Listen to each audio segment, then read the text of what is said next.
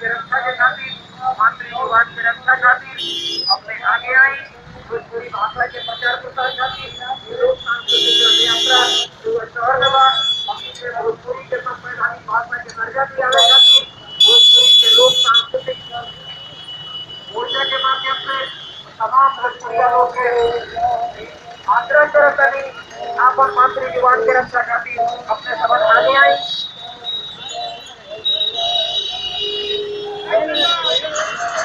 लोग गाड़ी के आगे निकाल के दाहिने साइड में आगे बढ़ा के रोक दे।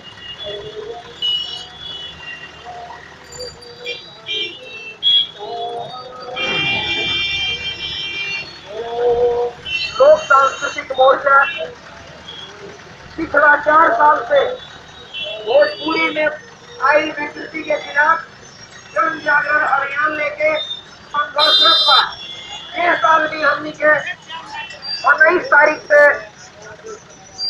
आज तक यानी 9 दिवसीय रथ यात्रा पर चंपारण के कोना कोना, चंपारण के 50 प्रखंड के भ्रमण करके रउआ शहर मोतिहारी में हमनी के पहुंचल बानी।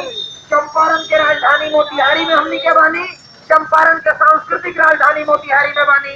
ये आग्रह करेला कि भोजपुरी हमनी के मातृभाषा जौन बा, दुनिया के 14 गो देश में बोलल जाए वाला भाषा, 32 करोड़ लोग के जुबान भोजपुरी। आज भोजपुरिया माटी पर ही अपमानित महसूस कर रहा बा अपना के।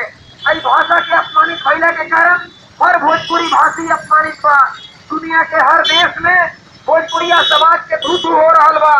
मुट्ठी भर तमिल, तेलुगु, मलयालम, उड़िया, कन्नड़, गुजराती, मराठी, मैथिली आदि भाषा के संविधान में भाषा के दर्जा मिल गया बा, संवैधानिक भाषा के दर्जा मिलल बा।